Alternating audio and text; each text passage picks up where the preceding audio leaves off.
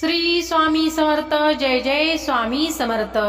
प्रेमळ भक्तांनो, कधी कधी आयुष्य असं वळण घेतं की काहीच समजत नाही. सगळं व्यवस्थित चाललंय असं वाटत असतानाच अचानक समस्या, संकट आणि दुःख एकामागून एक येत राहतात. मनात एकच प्रश्न येतो, हे सगळं माझ्याच वाट्याला का?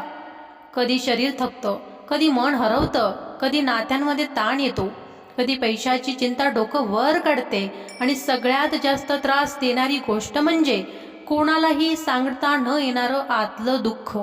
पण या क्षणी एक अशी शक्ती आहे जी शांतपणे तुमच्या पाठीशी उभी असते. ती शक्ती म्हणजे स्वामी समर्थांची कृपा.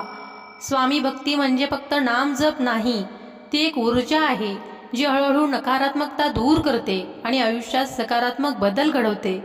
कदाचित तुम्ही हा व्हिडिओ पाहत आहात, हा योगायोग नाही, हा एक संकेत आहे. तुमच्या आयुष्यात बदल सुरू होणार आहे. पण लक्षात ठेवा, ही अनुभूती प्रत्येकाला मिळत नाही. फक्त श्रद्धा असणाऱ्यांना स्वामींची खरी शक्ती जाणवते. स्वामी नेहमी म्हणतात, भिवू नकोस, मी तुझ्या पाठीशी आहे. मंगळवेढ्यात एक गरीब ब्राह्मण होता, बसाप्पा तेली, दारिद्र्याने त्रस्त. एके दिवशी तो अरण्यात गेला आणि त्याला स्वामी समर्थांचे दर्शन झाले. स्वामी काठ्यावर झोपलेले. ते दृश्य पाहून बसाप्पा थरथरला आणि त्यांच्या चरणी लोटांगण घातलं. त्या क्षणापासून त्यांचं आयुष्य बदललं. स्वामींच्या कृपेने त्याला ज्ञान मिळालं, मनात भक्ती जागी झाली. एक दिवस घनदाट अरण्यात स्वामींनी त्याची परीक्षा घेतली. संपूर्ण जंगल सर्पांनी भरलं. बसाप्पा घाबरला, पण स्वामी म्हणाले, भिवू नकोस, जितकं हवं तितकं घे. त्याने एक साप उचलला आणि जेव्हा घरी आला, तो साप सोन्यात बदलला होता. ही होती स्वामींची कृपा. हे अद्भुत दृश्य पाहून बसाप्पा थक्क झाला. त्याच्या डोळ्यातून आनंदाश्रू वाहू लागले. त्याने लगेच स्वामींच्या चरणी माथा टेकला. त्या क्षणी त्यांच्या मनात एकच भावना होती, पूर्ण शरणागती आणि कृतज्ञता. तेव्हा स्वामी समर्थ प्रेमाने म्हणाले, जा, आता घरी जा, सुखाने संसार सांभाळ, तुझ्या पुत्रांची काळजी घे. त्या एका वाक्याने बसाप्पाच्या आयुष्याला नवं वळण मिळालं. तो एक साधा माणूस राहिला नाही, तो स्वामींचा खरा भक्त बनला. संसार करत असतानाही त्याचं मन कायमच स्वामींच्या चरणी राहिलं. रात्रंदिवस श्री स्वामी समर्थ हा मंत्र तो अत्यंत श्रद्धेने जपत राहिला आणि हळूहळू त्याचं आयुष्य पूर्णपणे बदललं. श्री स्वामी चरित्र सारामृत मधील एक अत्यंत प्रभावी कथा आहे. भक्तजनांच्या तारणासाठी श्री दत्त यतिरूप धारण करून पृथ्वीवर प्रकट झाले आणि अक्कलकोट येथे त्यांनी वास केला. जे कोणी त्यांच्या भक्तीत आले त्यांचं जीवन बदललं. त्याच्यातच एक होते स्वामीसूत, अत्यंत श्रेष्ठ आणि निष्ठावंत भक्त. त्यांचं चरित्र ऐकलं तर मोठमोठे दोषही नष्ट होतात. त्यांचीच ही गोष्ट आहे. मुंबई शहरात हरिभाऊ नावाचे गृहस्थ राहत होते. ते आनंदाने आपले जीवन जगत होते आणि नोकरी करून निर्वाह करत होते. ते पूर्वीपासून संपन्न घराण्यातील होते. त्यांच्या गावात त्यांची आई भाऊ राहत होते. मुंबईत त्यांचे एक मित्र होते, पंडित नावाचे ब्राह्मण. ते व्यापार करत होते, पण त्यांना मोठा तोटा झाला. एके दिवशी पंडितांनी स्वामी समर्थांची कीर्ती ऐकली आणि मनोमन त्यांनी स्वामींना प्रार्थना केली, जर मी 8 दिवसात कर्जमुक्त झालो तर मी त्वरित अक्कलकोटला जाऊन स्वामींचे दर्शन घेईन. दरम्यान हरिभाऊ आणि त्यांच्या मित्राचा व्यवसाय चालू होता आणि त्यात नुकसान होईल अशी भीती वाटत होती. त्यांनी एक युक्ती काढली आणि पंडितांना सर्व परिस्थिती सांगितली. ते म्हणाले, हे नुकसान भरून काढायला आमच्याकडे पैसे नाहीत आणि जर तक्रार झाली तर आपली अब्रू जाईल. तेव्हा पंडित म्हणाले, माझ्यावरही कर्ज आहे आणि माझंही दिवाळं निघण्याची शक्यता आहे. आपण एक उपाय करूया. मी तुमचा मालक म्हणून कागददार नाव देतो. त्यानंतर अचानक परिस्थिती बदलली. व्यापारात अचानक नफा झाला आणि सर्वांची चिंता दूर झाली. तेव्हा सर्वांच्या मनात एकच भावना आली, अक्कलकोटचे श्री स्वामी समर्थ यांची हीच कृपा आहे आणि मी कर्जमुक्त झालो. हरिभाऊ, पंडित आणि गजानन हे तिघे अक्कलकोटला गेले. स्वामी समर्थांचे दर्शन घेतले आणि अत्यंत भक्तिभावाने पूजन केले. पुढे हरिभाऊंनी एक मोठा निर्णय घेतला. संसाराचा त्याग करून मुंबईच्या कामाठीपुरा येथे स्वामींचा मठ स्थापन केला आणि पहिल्यांदा स्वामी जयंती मोठ्या भक्तिभावाने साजरी केली. हळूहळू भक्तांची संख्या वाढू लागली. एके दिवशी स्वामी शांतपणे बसले होते आणि स्वामीसूत भजन करत होते. त्यावेळी स्वामी म्हणाले, आम्ही आता निजधामला जातो, पण हा वारसा पुढे चालू ठेवा. हे ऐकून स्वामीसूत स्तब्ध झाले. त्यांच्या मनात एकच विचार, स्वामींशिवाय आयुष्य कसं असेल. वारंवार स्वामीसूत विनवणी करत होते. डोळ्यात अश्रू, आवाज थरथरत होता. स्वामी, असं करू नका, मी अजाण आहे, तुम्हीच माझी आई आहात. हे ऐकून स्वामी समर्थांनी त्यांना आपल्या हृदयाशी घट्ट धरलं आणि अत्यंत प्रेमाने म्हणाले, चिंता करू नकोस, आम्ही तुझ्या हृदयातच वास करू. त्या क्षणानंतर स्वामीसुतांनी जड अंतकरणाने ते स्थान सोडलं, नगराबाहेर पडले आणि मुंबईचा मार्ग धरला. पण मन मात्र स्वामींच्या चरणीच अडकून राहिलं. स्वामींच्या वचनानंतर त्यांच्या अंतकरणात एक खोल पोकळी निर्माण झाली. दिवस रात्र फक्त स्वामींची आठवण. दुःख इतकं वाढलं की शरीरही साथ देईनासं झालं. स्वामीसूत हळूहळू क्षीण होत गेले. त्यांना रोग जडला आणि शेवटी ते गंभीर आजारी पडले. आजार दिवसेंदिवस वाढत गेला आणि श्रावण शुद्ध प्रतिपदेला स्वामीसुतांनी देह ठेवला. संपूर्ण वातावरण दुःखाने भरून गेलं. भक्तांच्या डोळ्यात अश्रू, सर्वजण हळहळले. स्वामीसुतांच्या निधनानंतर त्यांची आई काकूबाई मुंबईहून अक्कलकोटला आली. डोळ्यात अश्रू, मनात वेदना. ती थेट स्वामी समर्थांसमोर गेली आणि थरथरत्या आवाजात विचारलं, स्वामी, माझा मुलगा तुमचा इतका मोठा भक्त होता, तरी सुद्धा त्याला अकाली मृत्यू का आला? ती पुढे म्हणाली, जर त्याची अशी अवस्था होत असेल तर मग इतर भक्तांचं तारण कसं होणार? स्वामी समर्थ शांत होते. क्षणभर त्यांनी डोळे मिटले आणि मग गंभीर स्वरात म्हणाले, त्याने आमच्या आज्ञेचं उल्लंघन केलं, म्हणूनच काळाला संधी मिळाली आणि त्याने त्याचा प्राण गेला. या एका वाक्यात एक खूप मोठं सत्य दडलं आहे. स्वामी भक्ती म्हणजे फक्त श्रद्धा नाही, तर त्यांच्या प्रत्येक आज्ञेचं पालन करणंही तितकंच महत्त्वाचं आहे. स्वामीसुतांचा भाऊ कोकणात राहत होता. स्वामीसुतांच्या निधनाची बातमी कळताच त्याच्या आयुष्याला धक्का बसला. तो अज्ञानी होता आणि दुःखाने पूर्णपणे खचला होता. त्याचं शरीरही साथ देईनासं झालं. तो खूप अशक्त आणि आजारी पडला. हे पाहून काकूबाईचं हृदय पिळवटून गेलं. त्या थेट स्वामी समर्थांकडे गेल्या आणि अश्रूंनी भरलेल्या डोळ्यांनी विनवणी केली, स्वामी, माझ्या दादाला वाचवा. स्वामी समर्थ शांतपणे म्हणाले, बाई, त्याला 4 वेळा जेवायला दे, तो बाळासारखा बरा होईल, चिंता करू नकोस. काकूबाईंनी स्वामींचं वचन अक्षरशः पाळलं आणि हळूहळू बदल दिसू लागला. दादा थोडा थोडा बरा होऊ लागला. त्याच्या शरीरात ताकद परत येऊ लागली आणि काही दिवसातच तो पूर्णपणे निरोगी झाला. हे सगळं पाहून एक गोष्ट पुन्हा स्पष्ट झाली, स्वामींची कृपा असेल तर अशक्यही शक्य होतं. एके दिवशी एक भ्रमित आणि गरीब गृहस्थ स्वामी समर्थांच्या समोर येऊन उभा राहिला. त्याची अवस्था खूप वाईट होती. ना पैसा ना आधार. रात्रंदिवस तो भटकत होता.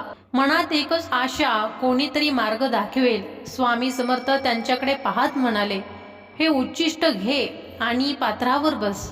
त्याने क्षणभरही न विचार करता पूर्ण श्रद्धेने ते स्वीकारलं. मग स्वामी म्हणाले, आता लगेच मुंबईला जा, तुझे सर्व मनोरथ पूर्ण होतील, द्रव्यप्राप्ती होईल. तो गृहस्थ लगेच निघाला. पण काही दिवस काहीच घडलं नाही. तो भटकत राहिला, पण श्रद्धा मात्र कमी झाली. एके दिवशी प्रभातवेळ तो एका घराजवळ थांबला. अचानक एक वृद्ध स्त्री बाहेर आली. तिने त्याला बसवलं आणि काही क्षणात 10,000 रुपये त्याच्या हातात ठेवलं. त्या क्षणी त्याच्या डोळ्यात अश्रू आले. स्वामींचं वचन खरं ठरलं होतं. त्या दिवसापासून त्याचं आयुष्य बदललं. त्याला द्रव्य मिळालं, दारिद्र्य नाहीसं झालं, संसार समृद्ध झाला आणि तो आयुष्यभर स्वामींचं नाव घेत राहिला. या कथेतून एक गोष्ट स्पष्ट होते, जिथे श्रद्धा असते तिथे चमत्कार घडतात आणि स्वामींचं एक वचन आयुष्य बदलून टाकतं. कदाचित तुमच्या आयुष्यातही अशा समस्या आहेत ज्या तुम्ही कुणालाही सांगू शकत नाही. आज डोळे बंद करा, मन शांत करा आणि स्वामींना सगळं सांगा. कारण स्वामी फक्त ऐकत नाहीत, ते समजून घेतात. हळूहळू तुमच्या आयुष्यातील अडथळे कमी होतील आणि बदल तुम्हाला जाणवेल. आता लक्ष देऊन ऐका. हा मंत्र मनापासून जपा. ओम श्री स्वामी समर्थाय, सर्व व्याधी निवारणाय, सर्व ऋण विमोचनाय, सर्व शत्रू शेखराय नमः. दररोज 108 वेळा जपा. पूर्ण श्रद्धेने जपा. स्वामी कृपा नक्की मिळेल. चला तर मग मंत्राला सुरुवात करूया. तत्पूर्वी तुम्ही चॅनलवरती नवीन असाल तर चॅनलला लाईक आणि सबस्क्राईब केल्याशिवाय पुढे जाऊ नका. ओम श्री स्वामी समर्थाय, सर्व व्याधी निवारणाय, सर्वऋणविमोचनाय सर्वशत्रुक्षयकराय नमः। ॐ श्री स्वामी समर्थाय सर्वव्याधिनिवारणाय सर्वऋणविमोचनाय सर्वशत्रुक्षयकराय नमः। ॐ श्री स्वामी समर्थाय सर्वव्याधिनिवारणाय सर्वऋणविमोचनाय सर्वशत्रुक्षयकराय नमः। ॐ श्री स्वामी समर्थाय सर्वव्याधिनिवारणाय सर्वऋणविमोचनाय सर्वशत्रुक्षयकराय नमः। ॐ श्री स्वामी समर्थाय सर्वव्याधिनिवारणाय सर्वऋणविमोचनाय सर्वशत्रुक्षयकराय नमः। ॐ श्री स्वामी समर्थाय सर्वव्याधिनिवारणाय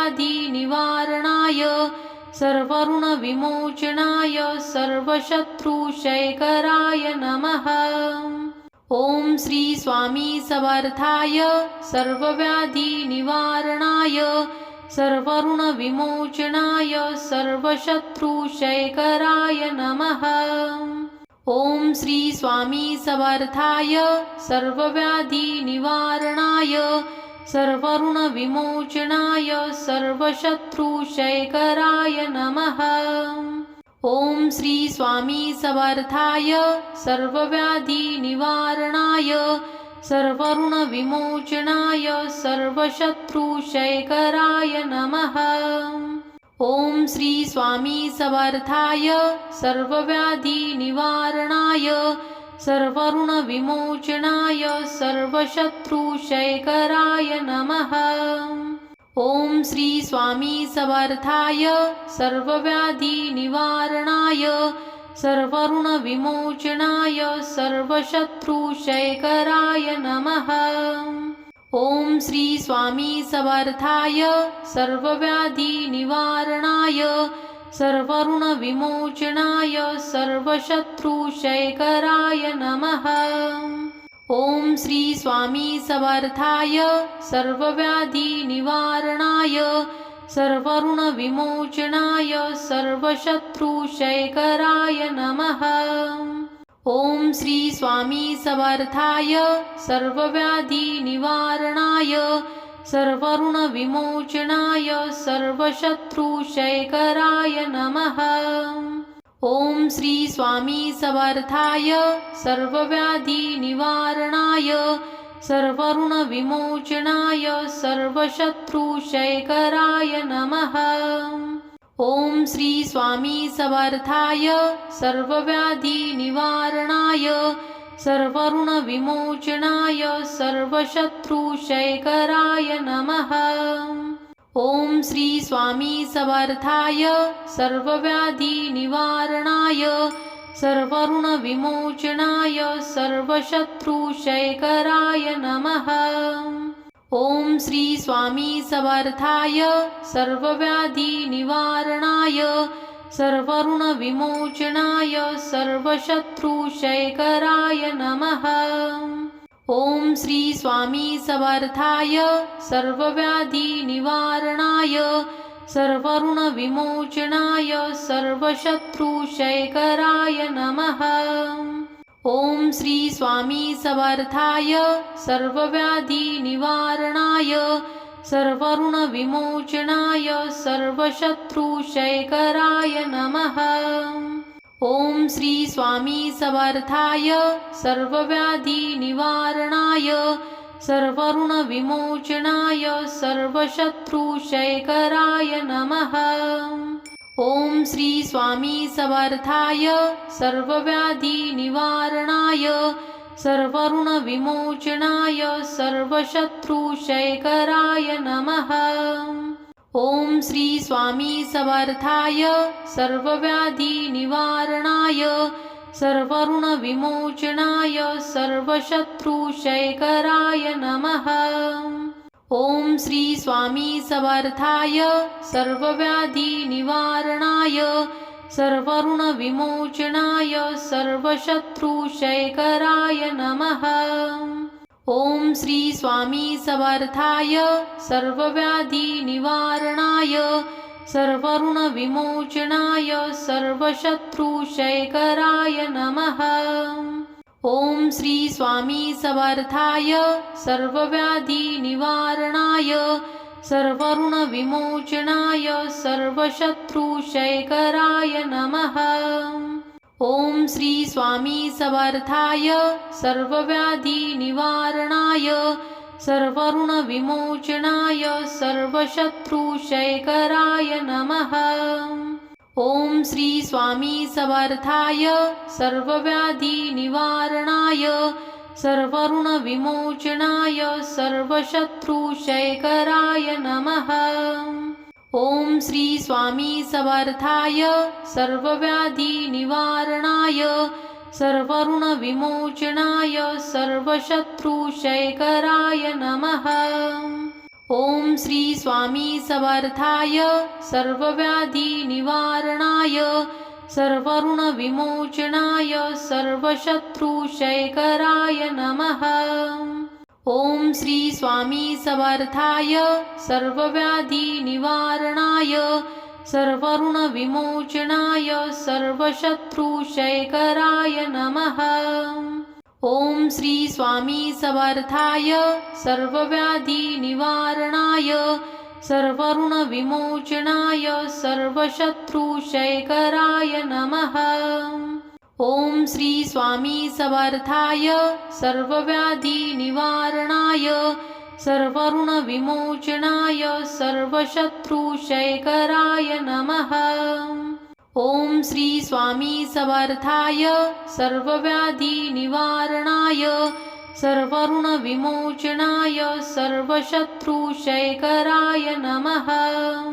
ओम श्री स्वामी समर्थाय सर्वव्याधी निवारणाय सर्वऋण विमोचनाय सर्वशत्रुक्षयकराय नमः।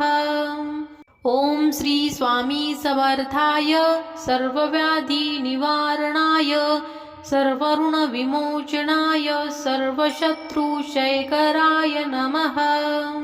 ओम श्री स्वामी समर्थाय सर्वव्याधी निवारणाय सर्वऋण विमोचनाय सर्वशत्रुक्षयकराय नमः। ओम श्री स्वामी समर्थाय सर्वव्याधी निवारणाय सर्वऋण विमोचनाय सर्वशत्रुक्षयकराय नमः। ओम श्री स्वामी समर्थाय सर्वव्याधी निवारणाय सर्वऋण विमोचनाय सर्वशत्रुक्षयकराय नमः। ओम श्री स्वामी समर्थाय सर्वव्याधी निवारणाय सर्वऋण विमोचनाय सर्वशत्रुक्षयकराय नमः। ओम श्री स्वामी समर्थाय सर्वव्याधी निवारणाय सर्वऋण विमोचनाय सर्वशत्रुक्षयकराय नमः। ओम श्री स्वामी समर्थाय सर्वव्याधी निवारणाय सर्वऋण विमोचनाय सर्वशत्रुक्षयकराय नमः। ओम श्री स्वामी समर्थाय सर्वव्याधी निवारणाय सर्वऋण विमोचनाय सर्वशत्रुक्षयकराय नमः। ओम श्री स्वामी समर्थाय सर्वव्याधी निवारणाय सर्वऋण विमोचनाय सर्वशत्रुक्षयकराय नमः। ओम श्री स्वामी समर्थाय सर्वव्याधी निवारणाय सर्वऋण विमोचनाय सर्वशत्रुक्षयकराय नमः। ओम श्री स्वामी समर्थाय सर्वव्याधी निवारणाय सर्वऋण विमोचनाय सर्वशत्रुक्षयकराय नमः। ओम श्री स्वामी समर्थाय सर्वव्याधी निवारणाय सर्वऋण विमोचनाय सर्वशत्रुक्षयकराय नमः। ओम श्री स्वामी समर्थाय सर्वव्याधी निवारणाय सर्वऋणविमोचनाय सर्वशत्रुक्षयकराय नमः। ॐ श्री स्वामी समर्थाय सर्वव्याधिनिवारणाय सर्वऋणविमोचनाय सर्वशत्रुक्षयकराय नमः। ॐ श्री स्वामी समर्थाय सर्वव्याधिनिवारणाय सर्वऋणविमोचनाय सर्वशत्रुक्षयकराय नमः। ॐ श्री स्वामी समर्थाय सर्वव्याधिनिवारणाय सर्वऋणविमोचनाय सर्वशत्रुक्षयकराय नमः। ॐ श्री स्वामी समर्थाय सर्वव्याधिनिवारणाय सर्वऋणविमोचनाय सर्वशत्रुक्षयकराय नमः। ॐ श्री स्वामी समर्थाय सर्वव्याधिनिवारणाय सर्वऋणविमोचनाय सर्वशत्रुक्षयकराय नमः।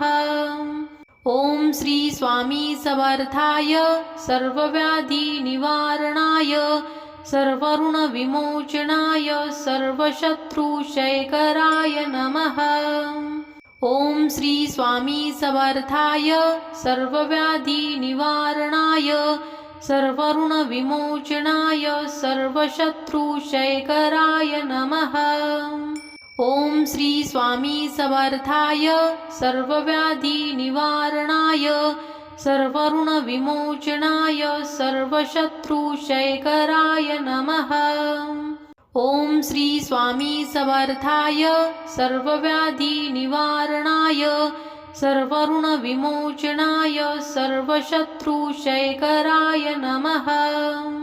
ॐ श्री स्वामी समर्थाय सर्वव्याधिनिवारणाय सर्वऋणविमोचनाय सर्वशत्रुक्षयकराय नमः। ॐ श्री स्वामी समर्थाय सर्वव्याधिनिवारणाय सर्वऋणविमोचनाय सर्वशत्रुक्षयकराय नमः।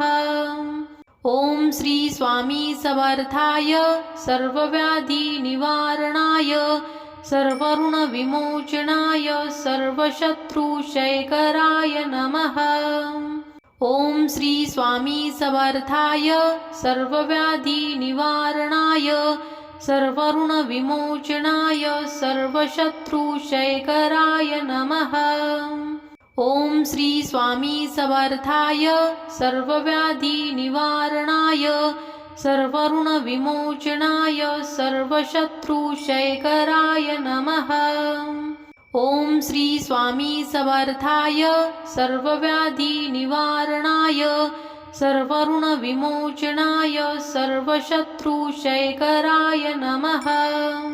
ॐ श्री स्वामी समर्थाय सर्वव्याधिनिवारणाय सर्वऋणविमोचनाय सर्वशत्रुक्षयकराय नमः। ॐ श्री स्वामी समर्थाय सर्वव्याधिनिवारणाय सर्वऋणविमोचनाय सर्वशत्रुक्षयकराय नमः। ॐ श्री स्वामी समर्थाय सर्वव्याधिनिवारणाय सर्वऋणविमोचनाय सर्वशत्रुक्षयकराय नमः। ॐ श्री स्वामी समर्थाय सर्वव्याधिनिवारणाय सर्वऋणविमोचनाय सर्वशत्रुक्षयकराय नमः। ॐ श्री स्वामी समर्थाय सर्वव्याधिनिवारणाय सर्वऋणविमोचनाय सर्वशत्रुक्षयकराय नमः। ॐ श्री स्वामी समर्थाय सर्वव्याधिनिवारणाय सर्वऋणविमोचनाय सर्वशत्रुक्षयकराय नमः। ॐ श्री स्वामी समर्थाय सर्वव्याधिनिवारणाय सर्वऋणविमोचनाय सर्वशत्रुक्षयकराय नमः। ॐ श्री स्वामी समर्थाय सर्वव्याधिनिवारणाय सर्वऋणविमोचनाय सर्वशत्रुक्षयकराय नमः। ओम श्री स्वामी समर्थाय सर्वव्याधी निवारणाय सर्वऋण विमोचनाय सर्वशत्रुक्षयकराय नमः। ओम श्री स्वामी समर्थाय सर्वव्याधी निवारणाय सर्वऋण विमोचनाय सर्वशत्रुक्षयकराय नमः। ओम श्री स्वामी समर्थाय सर्वव्याधी निवारणाय सर्वऋण विमोचनाय सर्वशत्रुक्षयकराय नमः। ओम श्री स्वामी समर्थाय सर्वव्याधी निवारणाय सर्वऋण विमोचनाय सर्वशत्रुक्षयकराय नमः। ओम श्री स्वामी समर्थाय सर्वव्याधी निवारणाय सर्वऋण विमोचनाय सर्वशत्रुक्षयकराय नमः। ओम श्री स्वामी समर्थाय सर्वव्याधी निवारणाय सर्वऋण विमोचनाय सर्वशत्रुक्षयकराय नमः। ओम श्री स्वामी समर्थाय सर्वव्याधी निवारणाय सर्वऋण विमोचनाय सर्वशत्रुक्षयकराय नमः। ओम श्री स्वामी समर्थाय सर्वव्याधी निवारणाय सर्वऋण विमोचनाय सर्वशत्रुक्षयकराय नमः। ओम श्री स्वामी समर्थाय सर्वव्याधी निवारणाय सर्वऋण विमोचनाय सर्वशत्रुक्षयकराय नमः। ओम श्री स्वामी समर्थाय सर्वव्याधी निवारणाय सर्वऋण विमोचनाय सर्वशत्रुक्षयकराय नमः। ओम श्री स्वामी समर्थाय सर्वव्याधी निवारणाय सर्वऋण विमोचनाय सर्वशत्रुक्षयकराय नमः। ओम श्री स्वामी समर्थाय सर्वव्याधी निवारणाय सर्वऋण विमोचनाय सर्वशत्रुक्षयकराय नमः। ओम श्री स्वामी समर्थाय सर्वव्याधी निवारणाय सर्वऋण विमोचनाय सर्वशत्रुक्षयकराय नमः। ओम श्री स्वामी समर्थाय सर्वव्याधी निवारणाय सर्वऋण विमोचनाय सर्वशत्रुक्षयकराय नमः। ओम श्री स्वामी समर्थाय सर्वव्याधी निवारणाय सर्वऋण विमोचनाय सर्वशत्रुक्षयकराय नमः। ओम श्री स्वामी समर्थाय सर्वव्याधी निवारणाय सर्वऋण विमोचनाय सर्वशत्रुक्षयकराय नमः। ओम श्री स्वामी समर्थाय सर्वव्याधी निवारणाय सर्वऋण विमोचनाय सर्वशत्रुक्षयकराय नमः। ओम श्री स्वामी समर्थाय सर्वव्याधी निवारणाय सर्वऋण विमोचनाय सर्वशत्रुक्षयकराय नमः। ओम श्री स्वामी समर्थाय सर्वव्याधी निवारणाय सर्वऋण विमोचनाय सर्वशत्रुक्षयकराय नमः। ओम श्री स्वामी समर्थाय सर्वव्याधी निवारणाय सर्वऋण विमोचनाय सर्वशत्रुक्षयकराय नमः। ओम श्री स्वामी समर्थाय सर्वव्याधी निवारणाय सर्वऋण विमोचनाय सर्वशत्रुक्षयकराय नमः। ओम श्री स्वामी समर्थाय सर्वव्याधी निवारणाय सर्वऋण विमोचनाय सर्वशत्रुक्षयकराय नमः। ओम श्री स्वामी समर्थाय सर्वव्याधी निवारणाय सर्वऋण विमोचनाय सर्वशत्रुक्षयकराय नमः।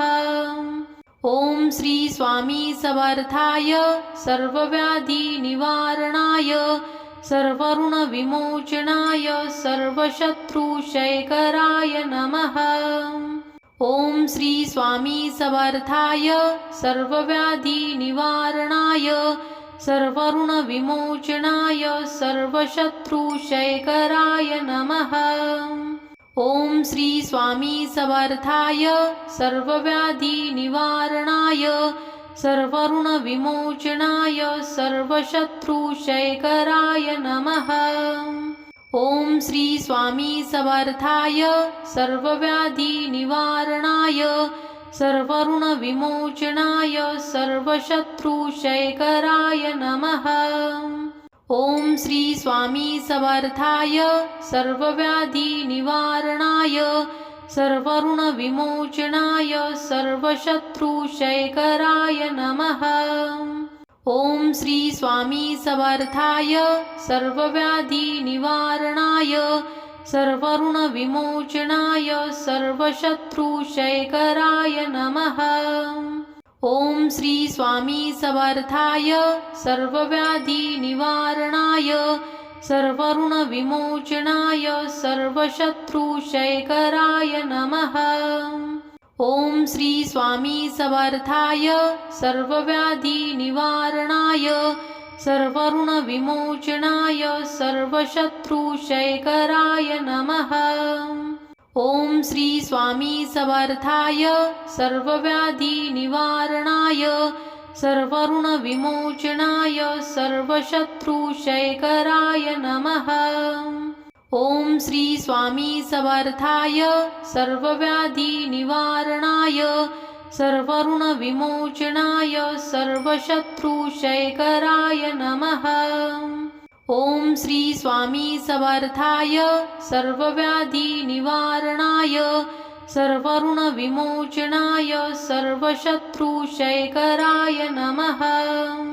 ॐ श्री स्वामी समर्थाय सर्वव्याधिनिवारणाय सर्वऋणविमोचनाय सर्वशत्रुक्षयकराय नमः। ॐ श्री स्वामी समर्थाय सर्वव्याधिनिवारणाय सर्वऋणविमोचनाय सर्वशत्रुक्षयकराय नमः।